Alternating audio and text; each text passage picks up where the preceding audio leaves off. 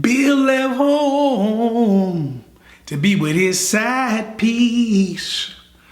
What's up, what's up, what's up? It's your man ChazzEllis once again. And apparently Bill Gates has been going on vacation every single year with his ex, some people would say side chick or whatever.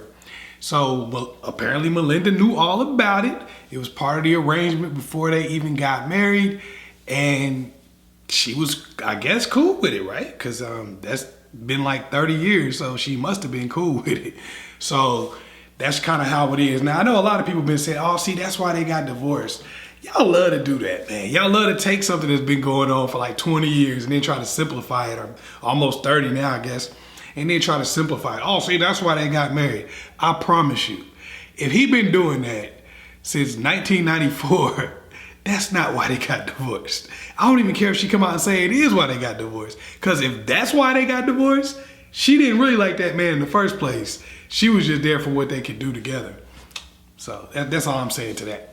So no, I don't think that's the reason why they got divorced or why they're getting divorced.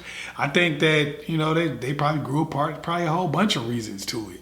Y'all got this Disney fantasy in your head about how marriages and relationships work. Some of y'all like, see, people can't stay faithful no more. See, this is why you don't get nobody who's rich. Your grandparents, your great-grandparents, depending on how old you are, they were in these same type of arrangements. This arrangement is as old as time, bruh. Great-great-granddaddy, granddaddy, depending on how old you are, had a family on the other side of town. And you probably got people in your family that don't look like nobody else in your family. That's because grandma was creeping too, bruh. Grandma probably had a drinking problem. Granddaddy probably had a drinking problem. Whatever the situation was, they were putting up with certain things about each other because they needed each other during that time. People knew that they needed each other. They needed to be together. They needed to create a marriage. Some of y'all don't feel like Bill and Melinda's marriage was successful. What have you built? Some of y'all married right now. What have you actually built in your marriage? What have you actually really accomplished in your marriage? I ain't saying you gotta have no billionaire type of marriage, but what do y'all build together? And if y'all built something, y'all probably putting up with each other's crap. Maybe you gained weight after the marriage. You know, you might be like, oh, well, that's not the same thing as cheating. Yeah, because that's something that you did. That's why you say that. Maybe, and that could be either one, the man or the woman. Maybe y'all don't sleep together hardly ever. Y'all messing with each other once a month. Well, that's something y'all putting up with. You might not consider that to be as bad as cheating because that's something you're doing. That's something that you're creating that someone else has to put up with. So of course you don't see it as being as bad.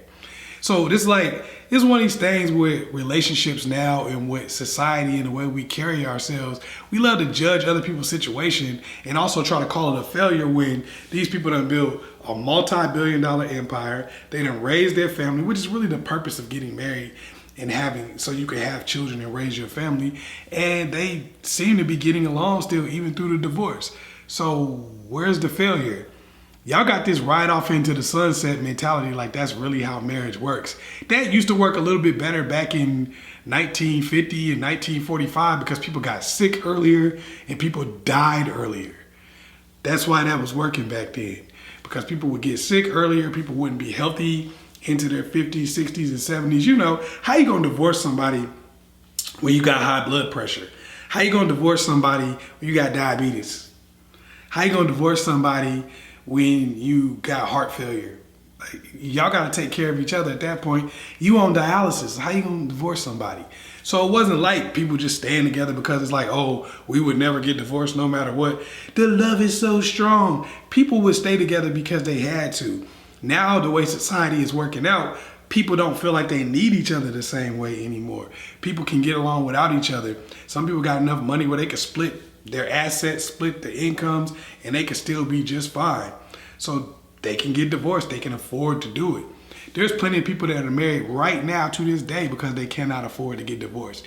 And that was more the case back in the day. They didn't have the no-fault divorces, so people stayed together for that reason too. The world just changed. It's not necessarily the fact that people don't have commitment or people are different. People know about more stuff because, you know, back in the day, grandma and grandpa didn't used to talk about the fact that one of your uncles is 6'5" and the rest of y'all are 5'10". People didn't talk about that. People didn't talk about the fact that granddaddy got a kid over on the other side of town that looked just like him. And you're like, man, why did he look just like granddaddy? People didn't talk about that back in the day. Now people talk more about it because you got social media, you got more of an open forum where families talk about certain things. So as far as their relationship is concerned, y'all acting like it's new. Y'all acting like it's new. I done told you this a million times. If you get in a relationship with somebody, if you decide to spend your life or bind your life with another person, you are going to have to put up with something. And they're going to have to put up with something from you.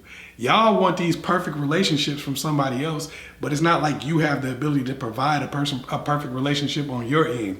But what you're saying is, hey, these are all my flaws. They're okay. Y'all should accept them. But your flaws are terrible because they're things that I wouldn't do. And that's how most of y'all think. And that's why I can tell a lot of y'all miserable.